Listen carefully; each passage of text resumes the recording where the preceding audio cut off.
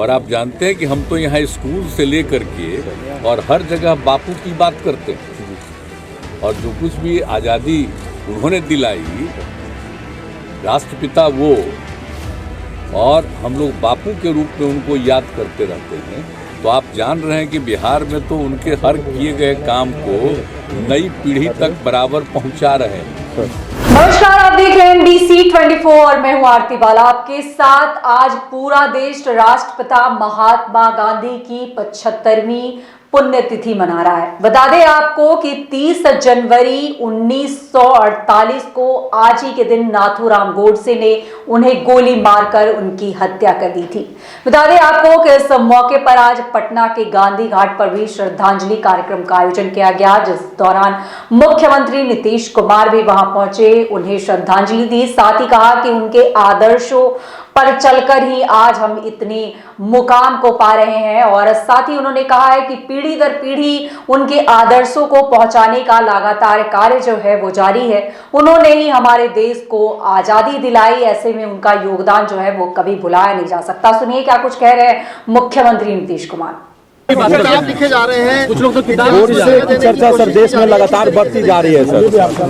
देखिए, बापू की पुण्यतिथि और आप सब दिन से जानते हैं कि आज के दिन ही उनकी हत्या हुई थी सर, और ये कार्यक्रम का आयोजन हो रहा है।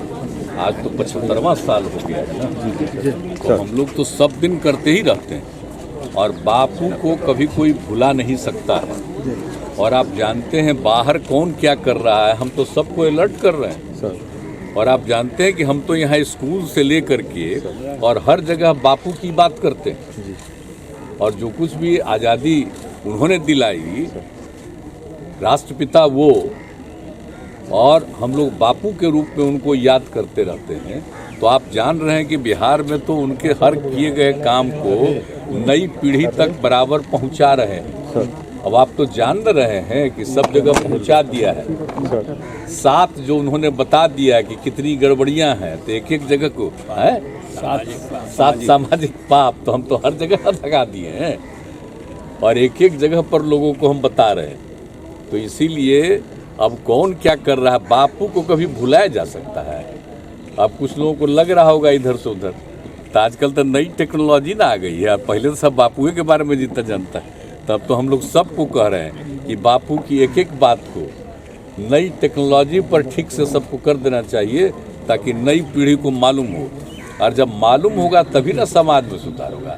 समाज के हर तबके की एकता की बात, तो सब तरह से तो हम लोग काम कर ही रहे हैं, तो हम लोग तो करते ही रहेंगे। और अगर कोई बापू को भुलाने की कोशिश करेगा तो इसको कोई रिकॉग्नाइज करेगा? बहुत तरह की बात लोग आजकल कर रहे हैं।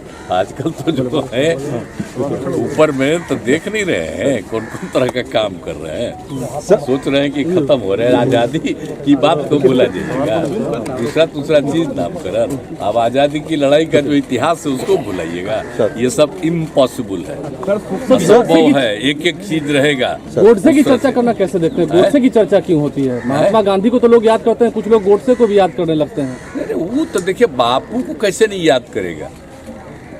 बापू को याद नहीं करेगा तो कुछ होगा?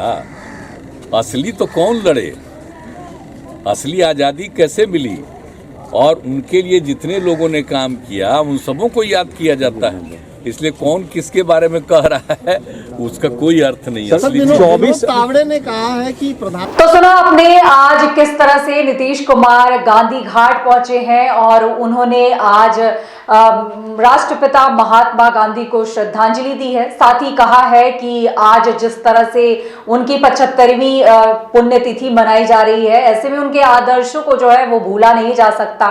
हर कदम पर हमें उनके आदर्शों का स्मरण करना चाहिए। साथ ही कहा कि पूरे पीढ़ी दर पीढ़ी पहुंचाने का जो कार्य है वो लगातार किया जा रहा है। महात्मा गांधी के आदर्श जो हैं वो भुलाए नहीं जा सकते।